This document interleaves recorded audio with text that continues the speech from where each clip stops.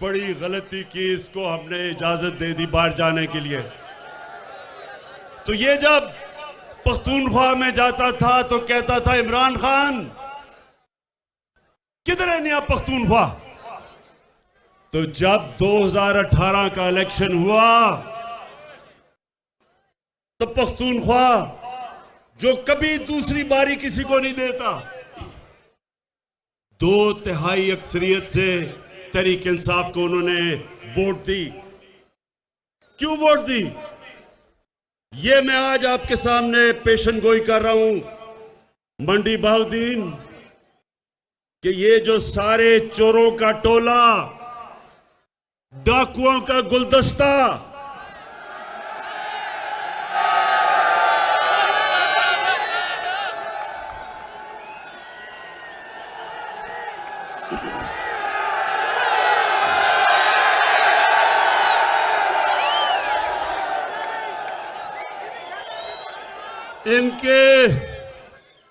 इन डाकुओं के गुलदस्ते में एक, मैं उसको मुलाना नहीं कहूंगा।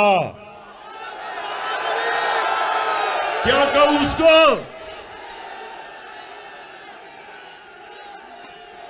ये क्यों? ये डीजल क्यों सबको इकट्ठा करके हर 3 महीने के बाद कहता है गवर्नमेंट को गिरा दो? इसकी सबसे बड़ी वजह कि 30 सालों के बाद 30 सालों के बाद 30 सालों के बाद पाकिस्तान की असेंबली डीजल के बगैर चल रही है, सोलर पे चल रही है। तो डीजल को एक तो ये मुश्किल पड़ी हुई है कि वो 12वां खिलाड़ी बना हुआ है, दूसरा वो जानता है कि पख्तूनख्वा में क्या हुआ था। जब तहरीक इंसाफ ने 5 साल पूरे किए तब पख्तूनख्वा के अंदर बामुकाबला सारे सूबों के सबसे तेजी से गुर्बत पख्तूनख्वा में तहरीक इंसाफ के दौर में कम हुई थी। तो ये डरा हुआ है, और ये मैं नहीं कह रहा, ये यूएनडीपी उन्होंने किताब में सर्वे करके बताया है कि 2013 से 2018 में पख्तूनख्वा में सबसे तेजी से गुर्बत कम हुई थी। अमीर गरीब में फासला सबसे कम हुआ था। तो इसलिए मंडी बहाउद्दीन ये सब डरे हुए हैं। ये चोर, ये डाकू, और डाकू, ये सुन ले जरा बात, ये इमरान खान नहीं कह रहा ये डाकू हैं, 20 साल से एक दूसरे को ये डाकू कह रहे हैं। तो एक तरफ फजल रहमान इनको डरा रहा है कि जल्दी जल्दी किसी तरह इसको गिरा दो, नहीं तो 2023 का भी इलेक्शन गया।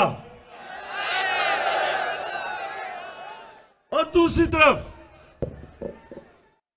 एक छोटा मियां है, एक तो बड़ा भगौड़ा मियां है, एक छोटा मियां है। अब छोटे मियां को क्या मसला पड़ गया है मंडी बहाउद्दीन, वो छोटे मियां का एक तो दिल बड़ा कमजोर है, ऊपर से उसको पता चल गया कि मकसूद चपड़ासी के अकाउंट में 375 करोड़ रुपया कैसे आ गया। मंडी बहाउद्दीन नौजवानों, आप जानते हैं मकसूद चपड़ासी कौन है? चले मैं जरा आज आपको इंकशाफ करता हूं कि 15,000 रुपए महीने की तनख्वाह में मकसूद चपड़ासी छोटे मियां की sugar mill, Ramzan sugar mill में एक मुलाजिम था।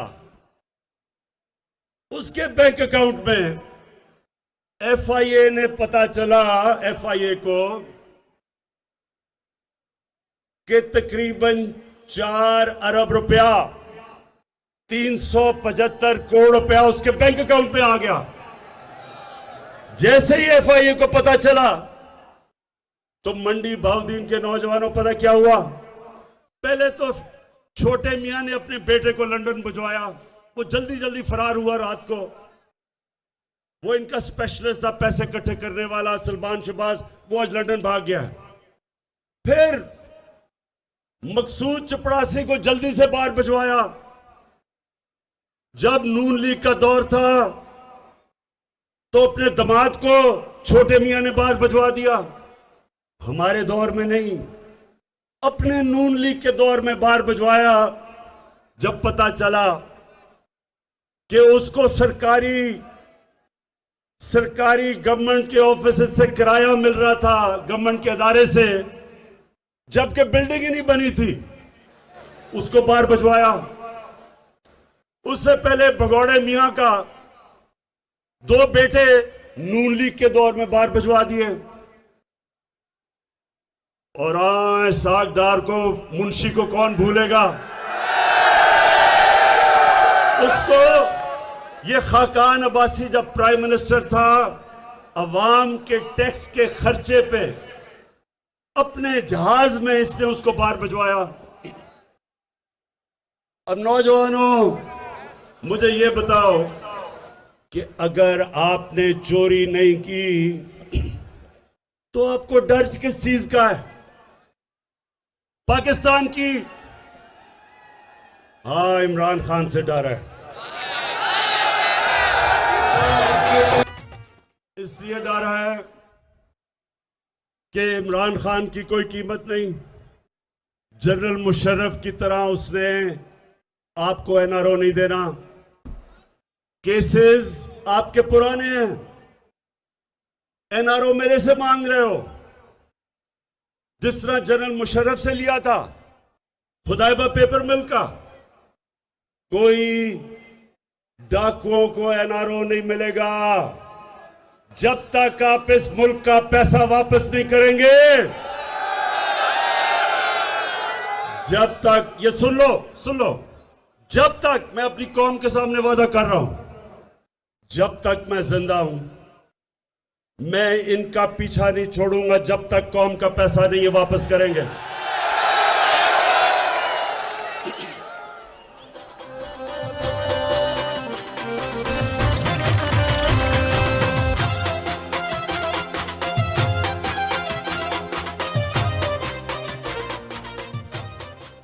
तो मंडी बहाउद्दीन, सबसे पहले तो मैं इनसे पूछता हूं कि आज पाकिस्तान की अदालतें आजाद हैं।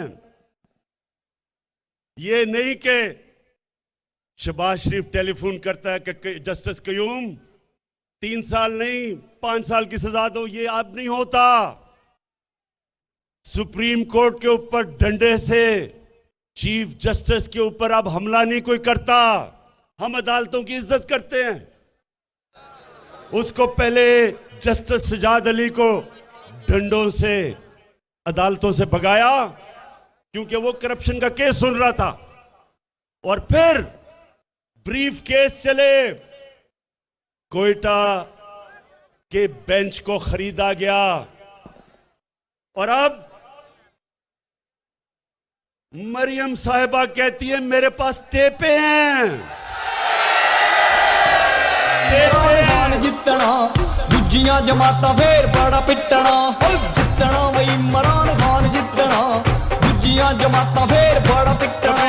जित जावे साडी तहरीक अज मेरा जी कर दे, इमरान खान दे जलसे च अज मेरा नचने। कभी नौजवानों, कभी आपने सुना कि सियासतदान टेपे रखते हैं और टेपों से ब्लैकमेल करते हैं जजों को? पहले वो अरशद मलिक जज था, उसके ऊपर जी हम टेप हमारे पास है। फिर पुराने चीफ जस्टिस के ऊपर एक एक टेप बनाई गई, एक फेक टेप बनाई गई अपने केस से बचने के लिए। ये पॉलिटिशियन नहीं करते, ये माफिया करता है। और इस माफिया का मेरी कौम ने मुकाबला करना है। आपने मेरे साथ मिलना है, मेरे पे छोड़े। मैंने इनका आपको बता दिया, जब तक जिंदा हूं इन चोरों का मैं मुकाबला करूंगा। अच्छा जी, अब ये जल्दी क्या है? अदमे एतमाद वोट के लिए डीजल का तो हमें पता चल गया, जल्दी क्या है? शहबाज शरीफ को मकसूद चपड़ासी की मुश्किल पड़ गई है। उसे पता है कि जब भी ये केस सुना गया तो इससे तो वो बच सकता नहीं है। अगर हर जगह जी मैं बेकसूर हूं, अगर धेले की भी करप्शन साबित हो जाए तो मैं ये कर दूंगा, नाम बदल दूंगा। शहबाज शरीफ, अगर तुम बेकसूर हो, क्यों टाइम लेते हो अदालतों से? कहो डे टू डे हियरिंग करो, हर रोज मेरा केस सुनो। जब मेरे ऊपर आपने सुप्रीम कोर्ट में केस किया था, क्या मैं बाहर भाग गया था? मैंने वहां खड़े होकर सुप्रीम कोर्ट में साबित किया कि मैं सादिक और अमीन हूं। एक एक जो दस्तावेजात सुप्रीम कोर्ट ने मेरे से मांगे मैंने दिए। मैं तो कहीं नहीं भागा, मैंने तो डेटा नहीं ली, मैंने तो बल्कि सुप्रीम कोर्ट को जल्दी केस सुनो। तो शहबाज शरीफ क्यों भाग रहे हो? आजाद अदालतें हैं। वो बेटे क्यों बाहर भगवाया हुआ है? वो भगौड़े मियां के दो बेटे क्यों बाहर भागे हुए हैं? और मरियम बीबी, आप भी ये सिर्फ बता दें कि 80 करोड़ रुपया आपका चौधरी शुगर मिल में आपके पास जिस आदमी से, वो दुबई के आदमी से कहा भेजा, उसने कहा मैंने कोई पैसा नहीं भेजा। इसका मतलब कि वो भी डरी हुई हैं केस से, वो भी डरा रही हैं जजेस को। तो अदम एतमाद ये इसलिए चाहते हैं कि जल्दी जल्दी ये हुकूमत जाए और हम फिर से किसी तरह बचे जिस तरह मुशर्रफ के दौर में बचे थे। तो शरीफ खानदान, मेरा आज पैगाम है आपको, आप जो भी करेंगे हम हर चीज के लिए तैयार हैं। जो भी आपका प्लान है, कप्तान उस प्लान के लिए तैयार बैठा है।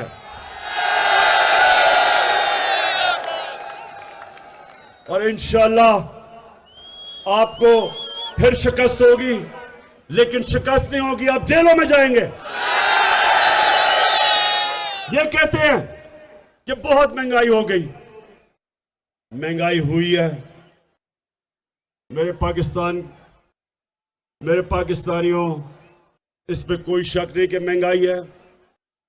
सारा वक्त मैं ये सोचता हूं कि किस तरह मैं अपनी कौम के ऊपर से बोझ उठा सकूं। और मैं अपने उन लोगों को जो हमारे सहाफी बरादरी के लोग हैं, मैं एक सिर्फ आपसे दरख्वास्त करता हूं कि जब आप बताते हैं महंगाई है, तो ये भी बताएं कि ये महंगाई क्यों है। महंगाई की वजह कोरोना के बाद जो सारी दुनिया में सप्लाई लाइंस, यानी कि जो चीजें पहुंच रही थी कोरोना की वजह से, बंद हो गई और उसकी वजह से चीजों की कमी हुई, चीजें महंगी हो गई। आज पेट्रोल चंद 8-9 महीने पहले $40 का जो पेट्रोल था वो आज $90 पे पहुंच गया। इसका हम क्या करें? पेट्रोल हमें बाहर से मंगवाना पड़ता है। हमने सारे अपने ड्यूटीज और टैक्सेस कम कर दिए ताकि लोगों पे बोझ ना पड़े। हर महीना हुकूमत को टैक्स कम करने का, ड्यूटीज कम करने का 70 अरब रुपए का नुकसान होता है। लेकिन हम, क्योंकि लोगों पे बोझ ना पड़े, हमने उसको कम कर दिया। हम नुकसान ले रहे हैं और इंशाल्लाह अभी और भी आपको चीजें बताएंगे कि कैसे आपके ऊपर बोझ कम कर सकते हैं। दूसरा, जरा ये सुने, पाकिस्तान में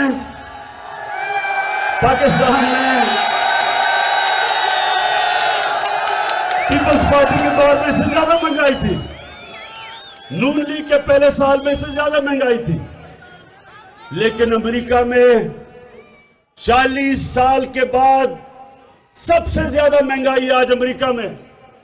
बर्तानिया में 30 साल के बाद सबसे ज्यादा महंगाई है। जर्मनी में 26 साल के बाद आज सबसे ज्यादा महंगाई है। तुर्की में 20 साल के बाद सबसे ज्यादा महंगाई है। और ये अगर आप अपने मोबाइल फोन के ऊपर गूगल करें, आपको पता चल जाएगा कि मैं सच बोल रहा हूं। हमारी बदकिस्मती है कि दुनिया में सारी चीजें जो हम बाहर से मंगवाते हैं, तेल, पेट्रोल, गैस, कोयला, घी, ये सब दुगने से ज्यादा महंगे हो गए हैं। तो इसलिए मुझे एहसास है कि महंगाई है, लेकिन मैं आपसे आज वादा कर रहा हूं कि हमारी पूरी कोशिश है कि किसी ना किसी तरह आपके ऊपर बोझ कम करें, और आप देखेंगे हम कदम उठाते जाएंगे तो आपके ऊपर बोझ ना है। लेकिन मुझे फख्र है कि आज पाकिस्तान में हमारा मुल्क सही रास्ते पर निकल चुका है। रिकॉर्ड एक्सपोर्ट्स है हमारी। इसका मतलब कभी इतना ज्यादा पैसा पाकिस्तान में नहीं आ रहा था जो आज है। हमारी टैक्स कलेक्शन रिकॉर्ड है, कभी इतनी ज्यादा आमदनी नहीं थी जो आज है। जो हमारे बैरून मुल्क पाकिस्तानी हैं, कभी इतना ज्यादा पैसा पाकिस्तान में नहीं भेजा जो आज उन्होंने भेजा है। और मंडी बहाउद्दीन तो ऐसी जगह है, यहां से बहुत ज्यादा लोग बाहर काम करने गए हुए हैं।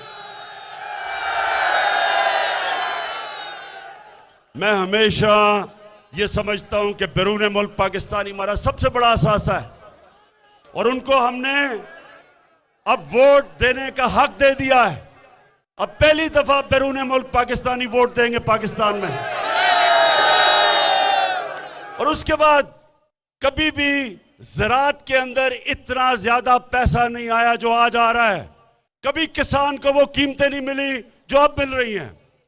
शुगर, जब शुगर मिल के बाहर किसान खड़े होते थे, जिस रेट पे वो गन्ना बेचते थे वो कटौती करते थे, एक एक साल पैसा नहीं मिलता था। हमारी हुकूमत ने कानून पास करके आज जो भी किसान गन्ना बेचता है उसको कीमत मिलती है और पैसा मिलता है, और साल इंतजार नहीं करना पड़ता। ये वो हुकूमत है जो अपने किसानों के साथ खड़ी है, और मुसलसल मदद कर रहे हैं हम अपने किसानों की कि ज्यादा से ज्यादा कीमत हमारे किसानों को मिले। जब किसान खुशहाल होता है, मुल्क खुशहाल हो जाता है। उसके अलावा मंडी बहाउद्दीन के लोगों, पहली दफा आपकी पाकिस्तान में एक आजाद फॉरेन पॉलिसी बनी है। इसका क्या मतलब है कि किसी अब दूसरे मुल्क से पाकिस्तान डिक्टेशन नहीं लेता। पिछले दौरों में पाकिस्तान में ड्रोन अटैक होते थे, जो हमारा मुल्क, हमारा एलाई था, वही हमारे मुल्क पे बमबारी करता था, और हमारे हुक्मरान चुप करके तमाशा देखते थे। क्यों देखते थे? नौजवानों, ये क्यों नहीं बोलते थे जब हमारे मुल्क पे बमबारी होती थी? क्योंकि इनकी दौलत, इनके पैसे, इनकी बिजनेस पाकिस्तान से बाहर पड़ी थी। ये उनके गुलाम थे और गुलाम हैं। अगर मेरे भी पैसे चोरी करके मैं बाहर भेज दूं, आज मैं भी ना बोल सकूं। अब मैं आज भी एक सुपर पावर को ये ना कहूं कि मैं तुम्हें बेच नहीं दूंगा, या ड्रोन अटैक हमारे दौर में क्यों नहीं होते?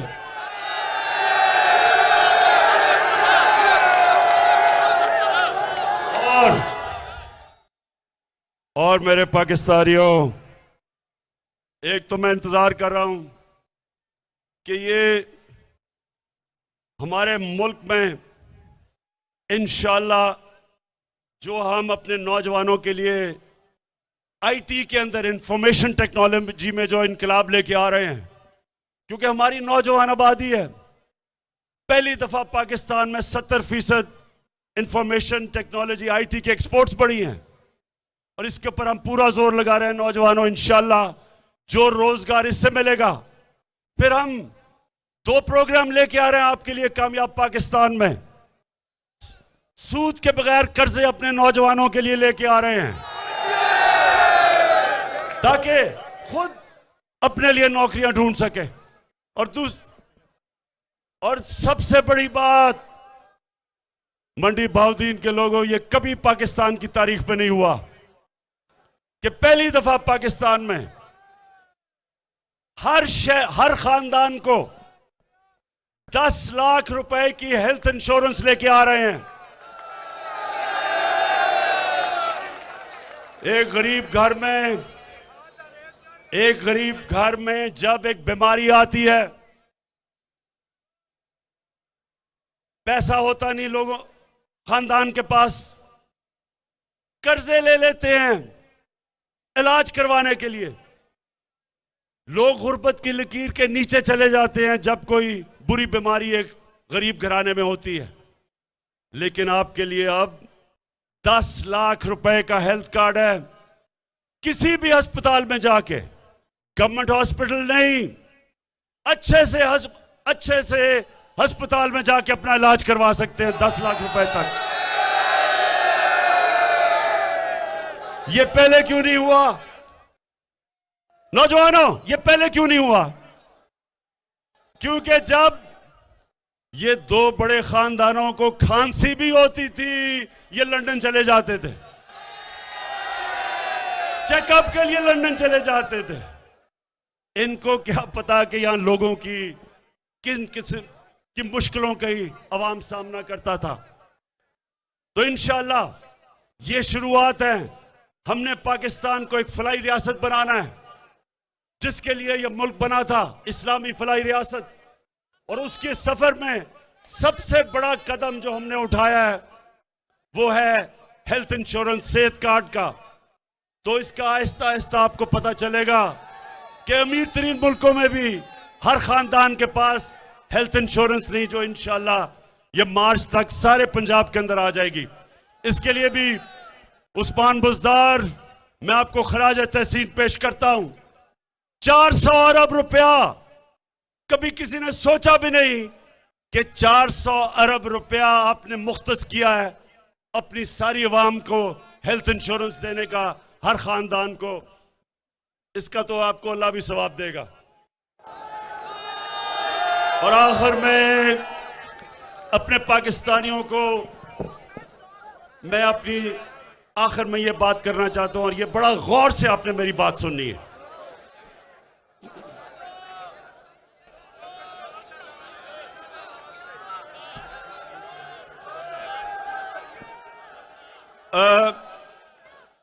कुरान की आयत,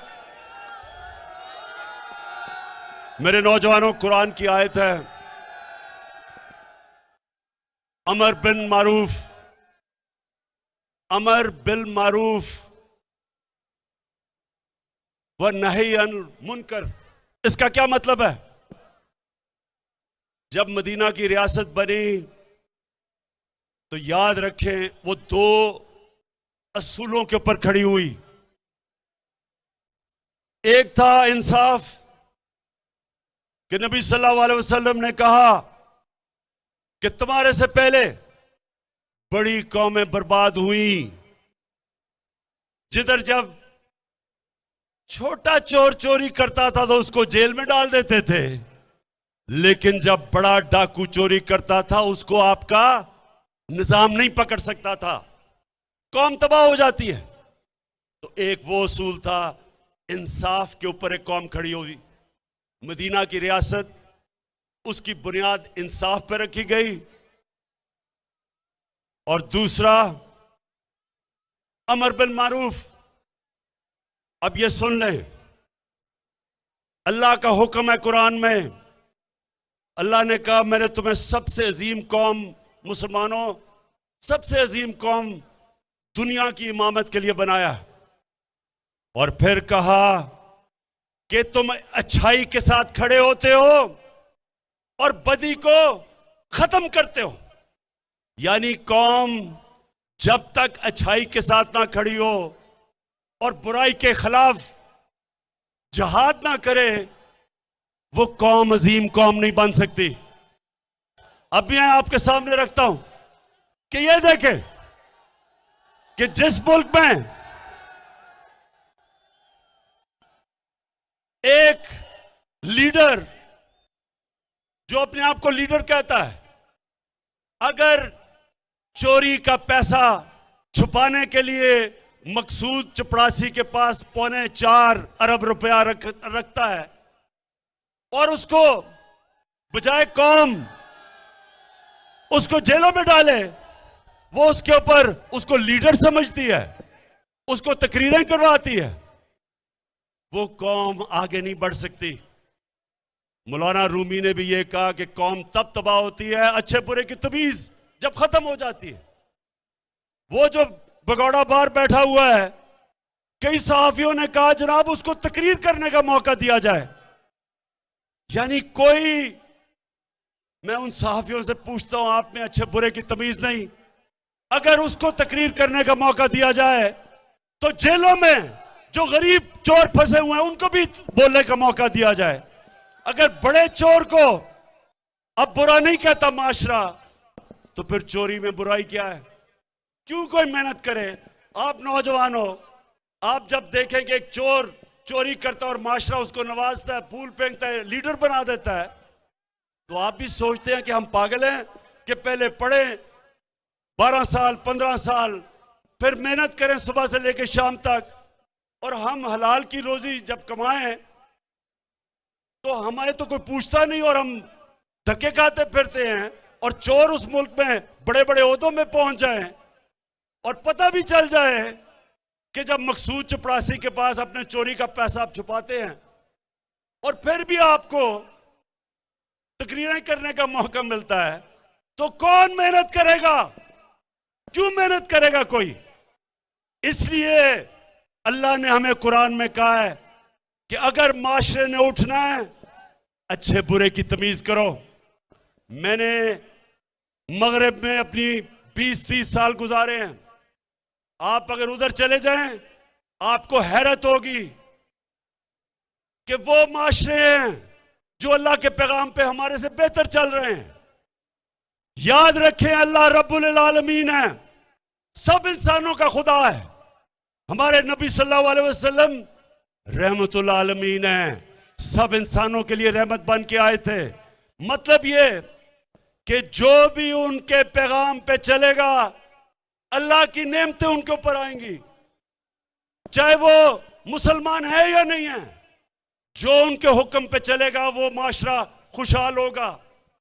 और जो माशरा, बेशक हम अपने आप को मुसलमान कहें, उनके अहकामात पे जब हम नहीं चलेंगे तो उस माशरे के ऊपर अल्लाह की बरकतें नहीं आएंगी। इसलिए मेरी इन चोरों के साथ जाती दुश्मनी नहीं है, लेकिन मैं अपने मुल्क को एक अजीम मुल्क बन के देखना चाहता हूं, इसलिए मैं इनका मुकाबला कर रहा हूं। मैं फिर से मंडी बहाउद्दीन आपका दिल से शुक्रिया अदा करता हूं। मैं अपने MNAs MPs सबका शुक्रिया अदा करता हूं, और इस शानदार जलसे का मैं इसलिए आपका शुक्रिया अदा करता हूं कि आपने हमेशा, मैं पहले भी आया था इलेक्शन से पहले, हमेशा आप मेरी हौसला अफजाई करते हैं। आपका बहुत बहुत शुक्रिया।